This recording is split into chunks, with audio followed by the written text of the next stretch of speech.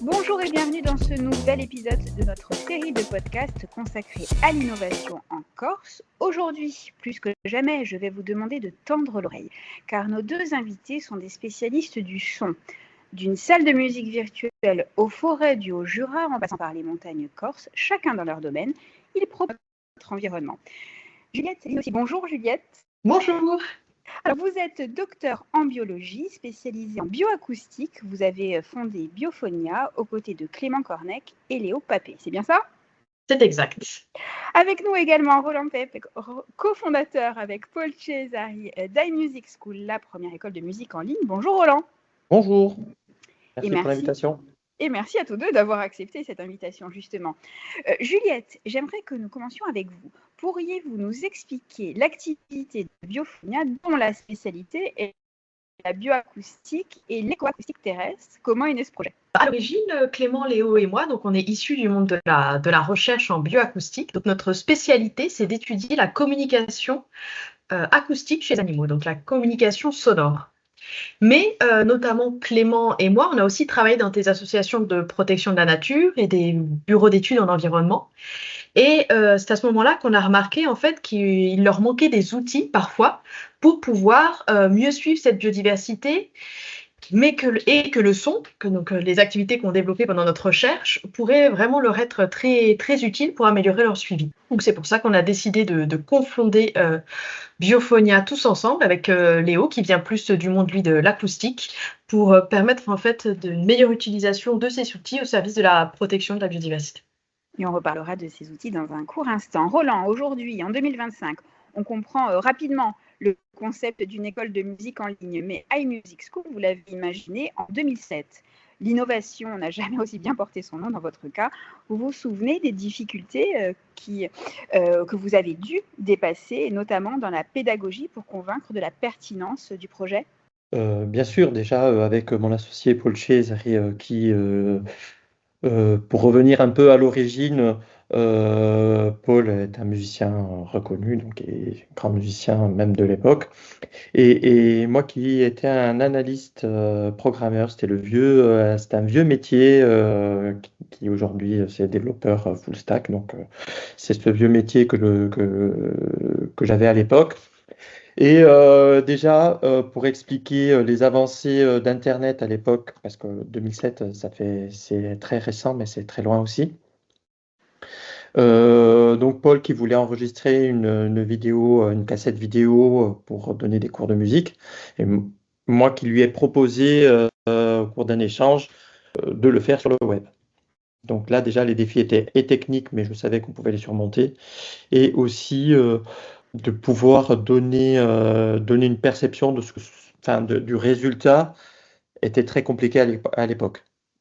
Donc déjà j'ai réussi à surmonter ça en convainquant Paul de me suivre dans ce projet, et ensuite convaincre aussi Inizia de participer à l'aventure, et les investisseurs, etc. Voilà. Donc, Et vous avez aussi convaincu pas mal d'artistes. exactement aussi, mais bizarrement les artistes ont été assez rapidement séduits par le concept, même s'il était abstrait à l'époque, mais ils ont dit, voilà. Ils ont très rapidement sauté sur l'occasion, sachant que Internet c'était l'avenir, etc., etc. Donc, c'était une image qui leur convenait bien aussi. Juliette, avez-vous dû vous aussi convaincre pour lancer Biophonia, ou la question environnementale est tellement présente que l'idée s'est finalement rapidement imposée? Non, on a dû convaincre sur la méthode. Il y a toujours une partie de notre travail qui fait de la pédagogie. On fait notamment aussi de la formation. Parce que le suivi de la biodiversité et de la protection environnementale, effectivement, prend de plus en plus de place à l'heure actuelle dans nos vies. Mais l'utilisation de ces nouvelles technologies pour suivre la biodiversité est un domaine beaucoup plus récent. Et donc, il a fallu convaincre de son utilité, de sa rigueur et de son efficacité. Et vous collaborez avec le Parc naturel de la Corse, le Parc du Haut-Jura, diverses associations. Quelles sont les attentes de ces différents organismes? Alors, ils ont différents types d'attentes. Soit ça va être des suivis, des questions de suivi de population, de suivi d'espèces, comme en Corse, par exemple, je travaille avec le Conservatoire d'espaces naturels sur le suivi du crapaud vert. On a travaillé avec l'Office de l'environnement sur le suivi du puffin de Scopoli sur différentes îles. Euh, donc ça peut être du suivi pour des reportings ou pour des études sur des améliorations, par exemple avant et après des opérations de dératisation. Mais on travaille aussi avec des bureaux d'études en environnement, ou même des entreprises, parfois de grosses entreprises, notamment pour des séquences, ce qu'on appelle éviter compenser, séquences ERC, sur les études d'impact. On peut faire un suivi avant, pendant, après, grâce à la bioacoustique. Et le son peut être un outil de sensibilisation du grand public à la protection de l'environnement. Oui, tout à fait. C'est vraiment un médium extrêmement, extrêmement puissant qui marche à tout âge. Ça fait depuis 2 ans qu'on participe notamment au festival Green Horizon à Calvi. Et c'est vraiment toujours un plaisir de faire écouter des paysages sonores riches, des paysages sonores plus appauvris, des changements de paysages. Après, par exemple, des installations humaines, et puis aussi de créer cette curiosité chez les adultes et les enfants sur des sons qu'ils n'ont pas l'habitude d'entendre et de leur expliquer en fait que ce ne sont pas simplement des sons, mais que les animaux communiquent les uns avec les autres, transmettent un certain nombre d'informations, donc que toute perturbation de leur communication va avoir un impact sur eux. Merci beaucoup Juliette. De la sensibilisation à l'initiation, il n'y a qu'un pas, voire une note. Roland, vous avez voulu rendre la musique et son apprentissage accessible à tous. Je le disais, depuis 2007, vous êtes un acteur majeur du secteur.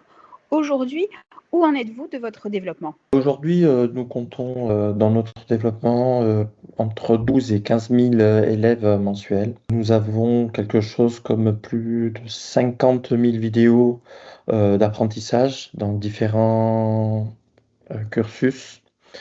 Que ce soit du débutant au confirmé, nous apportons un apprentissage, un contenu assez riche et structuré, adapté à chaque phase de l'apprentissage. Nous avons aujourd'hui aussi une plateforme bien plus riche qu'en 2007 avec des jeux interactifs, avec des playbacks multipistes et beaucoup de choses qui sont vraiment orientées sur l'apprentissage et la pratique musicale. Nous avons aussi pas mal de contenu sur l'écoute, sur ce qu'on appelle le ear training, mais sur l'écoute en général pour démocratiser aussi des artistes et des genres musicaux. Nous, c'était notre concept de départ, c'est d'apporter où que la personne habite un enseignement vraiment adapté au parcours d'apprentissage de l'élève et d'avoir un maximum d'outils pour que justement l'élève puisse se construire son parcours. Alors, vous l'avez dit, vous avez enrichi votre catalogue de cours, de professeurs, de services. Il y a désormais une application. Et puis, il y a la France, mais il y a aussi l'étranger. Oui, effectivement, nous sommes présents dans les langues anglophones et hispaniques. C'est un faible pourcentage, mais nous sommes présents dans ces langues-là. Alors, vous faites tous deux partie de l'incubateur Initia, avec, je suppose, des besoins très différents. Pourriez-vous revenir sur cet accompagnement? Juliette, qu'est-ce qu'il vous a apporté? Énormément.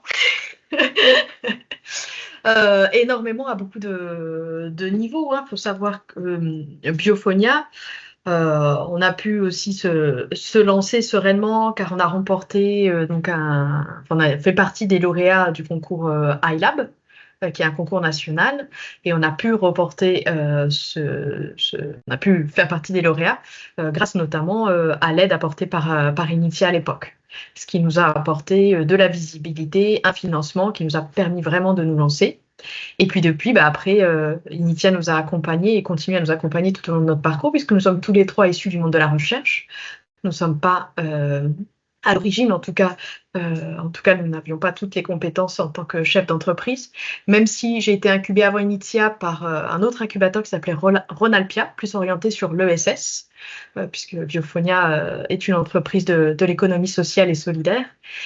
Et donc, Initia a vraiment pu nous apporter tout ce qui concerne le volet innovation, que ce soit l'aide à recherche de financement, structuration des financements, accompagnement dans le marketing, un peu de la communication, la stratégie.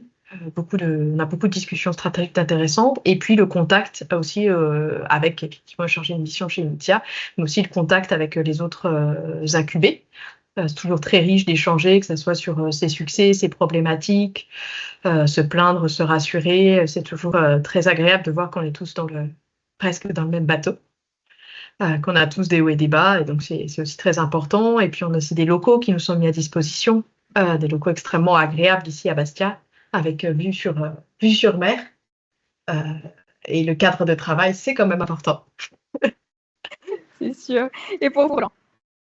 Alors, pour moi, c'est un peu autre chose. Ils nous ont apporté énormément de structuration, c'est-à-dire que Paul et moi, nous n'étions pas des entrepreneurs, ou vraiment des entrepreneurs. Ils nous ont beaucoup guidés sur la partie juridique, ils nous ont guidés sur tout ce qui est business plan, parce que aujourd'hui, c'est assez démocratisé, mais à l'époque, c'était très compliqué. Et réussir à faire un business plan, c'était assez difficile pour l'époque et pour aussi les formations que nous avions respectivement Paul et moi. Donc, ils nous ont apporté aussi beaucoup de conseils sur le démarchage d'investisseurs, sur pas mal de choses très entrepreneuriales. Donc, c'était vraiment quelque chose qui était très important pour nous à l'époque pour démarrer cette activité et la démarrer de la meilleure façon possible. Et rapidement, Roland, Juliette, les prochaines étapes pour iMusic School et Biophonia.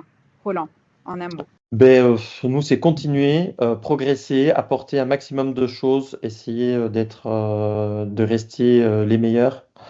Et c'est très compliqué. Nous avons créé une holding et acheté une école qui fait le lien entre les professeurs physiques et les élèves, qui s'appelle Faciladom. Et voilà, c'est aussi une étape et réussir à lier les cours physiques et les cours sur Internet pour ne pas laisser les élèves seuls quand ils sont à la maison. Donc, apporter toujours le meilleur parcours d'apprentissage possible de la musique. Et pour Biophonia, Juliette? Alors, pour Biophonia, c'est continuer à travailler avec de plus en plus de structures, faire que la bioacoustique soit vraiment un outil utilisé par tous et qui apporte vraiment et qui continue en tout cas d'apporter de plus en plus pour la biodiversité et qu'on développe de nouveaux partenariats en France et à l'étranger. Mais aussi, on a tout un volet sur l'amélioration de la qualité au travail et ça nous tient aussi beaucoup à cœur. Là, on passe à 32 heures à partir du mois d'octobre chez Biophonia, payé 35. Et on a vraiment cette double objectif, c'est-à-dire qu'on veut vraiment construire une entreprise qui nous ressemble et qui nous plaît, tout en étant une entreprise rentable et qu'on puisse travailler comme ça sur encore de très nombreuses années. Voilà. Parfait. Une autre question bonus. Auriez-vous un conseil pour les aspirants entrepreneurs qui souhaiteraient se lancer, Roland? Alors, donner des conseils, c'est toujours assez compliqué, puisque les parcours de chaque entrepreneur sont très différents. De manière générale, qu'est-ce que je pourrais dire? C'est beaucoup d'apprendre de ses erreurs, parce qu'on va faire beaucoup d'erreurs et les étapes sont très compliquées. Savoir pivoter, savoir être agile, c'est très important pour un entrepreneur. Juliette, pour conclure. Aller toquer à la porte d'Initia ou d'autres structures d'accompagnement, communiquer et discuter sur ses projets, ses envies. Et puis après, il faut oser se lancer. Et comme dit Roland, on peut se tromper, pivoter. En tout cas, que ça marche ou que ça marche pas, c'est toujours une aventure extraordinaire, l'entrepreneuriat. Juliette, Linossier, Roland Peffe, merci d'avoir participé à ce nouvel épisode des podcasts de l'innovation by Initia. Je rappelle à nos auditeurs que toutes les informations sur Initia et ses programmes d'accompagnement sont disponibles sur le site www.initia.corsica. On se retrouve très bientôt pour un nouvel épisode dédié à l'innovation en Corse. Merci à toutes et à tous de nous avoir écoutés. À très vite.